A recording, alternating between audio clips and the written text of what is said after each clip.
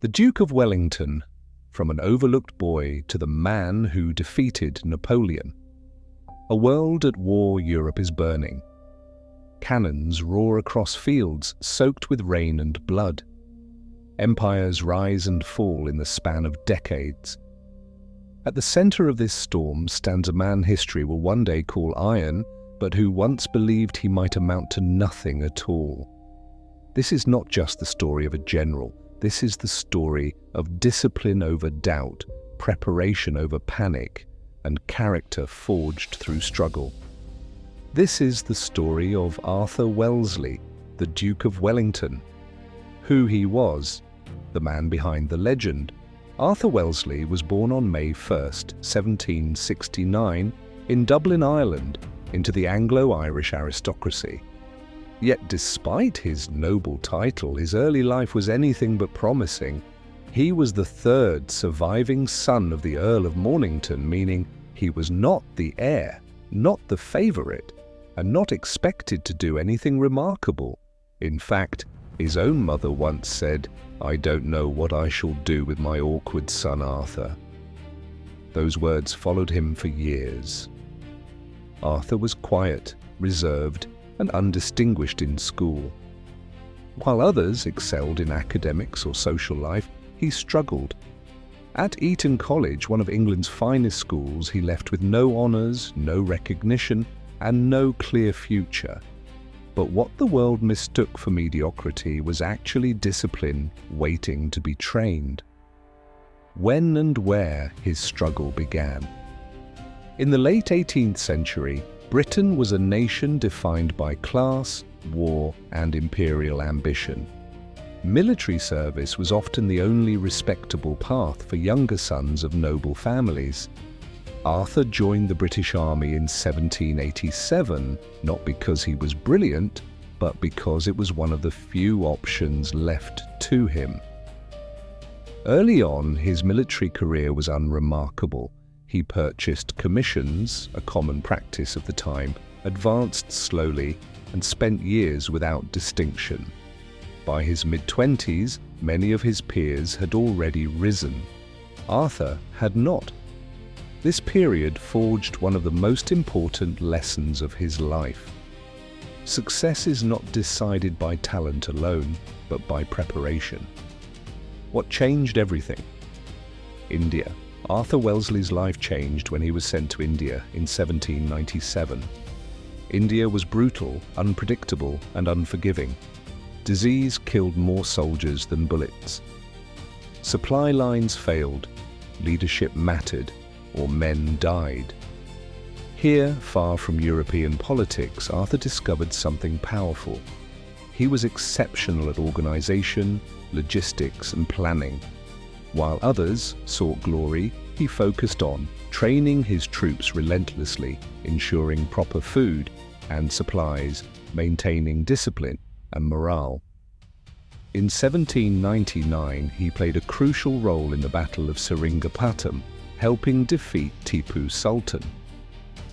Later, in 1803, he commanded forces at the Battle of Assaye, one of the most impressive victories in British military history.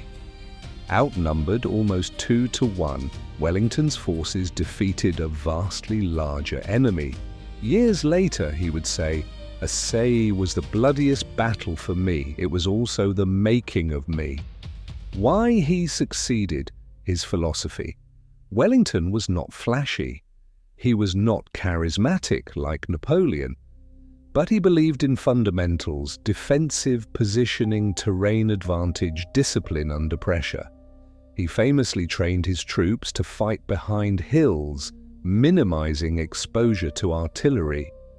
This simple tactic saved thousands of lives. He believed victory was decided before the battle began. The result of a battle is almost always decided by the preparation. The Peninsular War. A leader is born. Between 1808 and 1814, Wellington commanded British forces in the Peninsular War against Napoleon's armies in Spain and Portugal. Napoleon had never been stopped on land until Wellington. Through a series of hard-fought battles, Talavera, Salamanca, Vittoria, Wellington pushed French forces back, step by step. He earned the trust of his men because he shared their hardships, refused unnecessary bloodshed, never fought a battle he hadn't prepared for. By 1814, Napoleon was forced into exile. Wellington was made Duke of Wellington, one of the highest honours in Britain. But history was not finished with either man. Waterloo, the day that changed the world. In 1815, Napoleon escaped exile and returned to power. Europe panicked. Britain turned to one man. At Waterloo, in modern-day Belgium, Wellington commanded approximately 68,000 troops against Napoleon's 72,000. The battle lasted over 9 brutal hours. Wellington's army endured relentless attacks. At one point, defeat seemed inevitable. Then came the Prussians. When reinforcements arrived, Wellington launched a final counterattack. Napoleon was defeated permanently. The Napoleonic Wars, spanning over 20 years, were over. Wellington later said, "The nearest run thing you ever saw in your life." Achievements and legacy, facts and figures, defeated Napoleon. Bonaparte, history's greatest military commander, won over 30 major battles, served as Prime Minister of Britain twice, 1828 to 1830, 1834. Reformed military discipline and logistics, championed Catholic emancipation. Despite political backlash, he lived to the age of 83, dying in 1852, and was given a state funeral attended by over 1 million people, the largest Britain had ever seen. The deeper message, why his story matters today. Wellington's greatness did not come from brilliance.